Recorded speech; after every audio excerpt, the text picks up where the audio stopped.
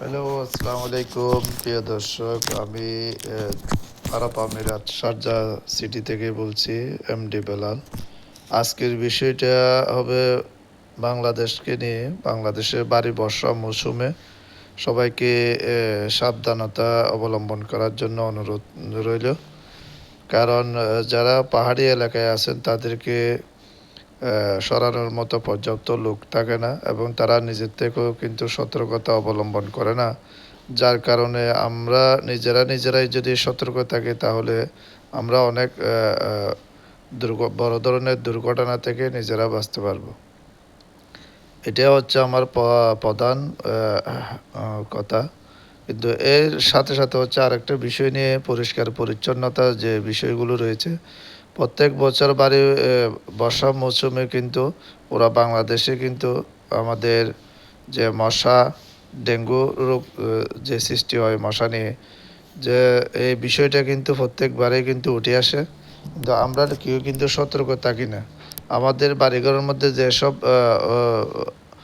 পুরাতন বালতি, থালা এবং ডাবের খোসা, যেসব জিনিসপত্র রয়েছে যেখানে পানি আটকানোর মতো জিনিস থাকে, ওখানে কিন্তু মশা বাসা করার পরে ওখানে কিন্তু প্রচুর পরিমাণ ডিম দেয়। ওই ডিম থেকে কিন্তু আমাদের কয়েকটা ডেঙ্গু মশা কিন্তু তৈরি হয়। ওই ডেঙ্গু মশার কারণে গত কয়েক বছর ধরে পুরা কক্সবাজার, যেহেতু আমার শহরটা হচ্ছে কক্সবাজারে, পাহাড়তলী 7 নম্বর ওয়ার্ডে, আমাদের এলাকাটা পাহাড়ি এলাকা এবং নদী এবং বড় একটা নালা রয়েছে। ওই নালাতে কিন্তু অপরিষ্কার থাকে। এরপরেও কিন্তু ওখান থেকে প্রচুর পরিমাণ রোগী, কক্সবাজার জেলার মধ্যে সবচেয়ে বেশি রোগী পাওয়া গিয়েছিল কিন্তু আমাদের পাহাড়তলী এলাকা থেকে। তাই সবাইকে বলবো সচেতন থাকি, পরিষ্কার পরিচ্ছন্নতা থাকি। এবং বর্ষা মৌসুমে কিন্তু আরেকটা বিষয় আমাদের মধ্যে রয়েছে, আইন শৃঙ্খলা বিষয়। প্রচুর পরিমাণ মুষলধারে বৃষ্টির সময় কিন্তু চুরি ডাকাতি রাহাজানি এগুলো কিন্তু বেড়ে যায়।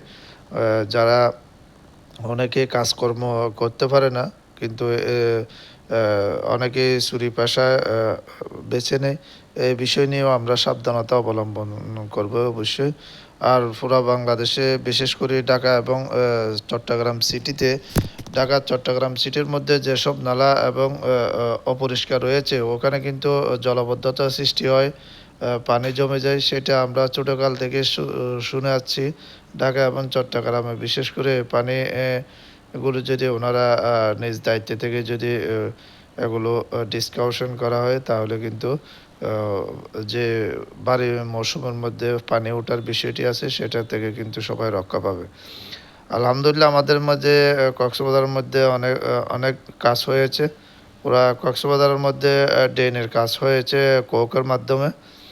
তো এখন কিন্তু পানি ওঠার সম্ভাবনা খুবই কম। তবে আমাদের যেগুলো নালা মোকদ্দমা রয়েছে এবং মানুষের গলিতে বাড়ির পাশে যেগুলো আমাদের ছোট ছোট নালাগুলো রয়েছে এগুলোর জন্য আমরা পরিষ্কার পরিচ্ছন্নতা রাখি এবং ব্লিচিং পাউডার দিয়ে মাঝে মধ্যে কিন্তু ওয়াশ করি। তারপর হচ্ছে কি আমরা ভাইরাস থেকে যেন আমরা রক্ষা পাই, আমরা ডেঙ্গু থেকে যেন রক্ষা পাই, সেই সচেতনতা বজায় রাখবো সবাইকে। সবাই ভালো থাকুন, সুস্থ থাকুন। এরকম স্বাস্থ্যতামূলক সব ধরনের ভিডিও পেতে আপনারা আমার আইডিতে বেল আইকনটি অন করে দিবেন এবং লাইক কমেন্ট ফলো দিয়ে শেয়ার করে দিবেন। ইনশাল্লাহ সবাই সচেতন থাকুন, সুস্থ থাকুন। আসসালামু আলাইকুম রহমতুল্লাহ।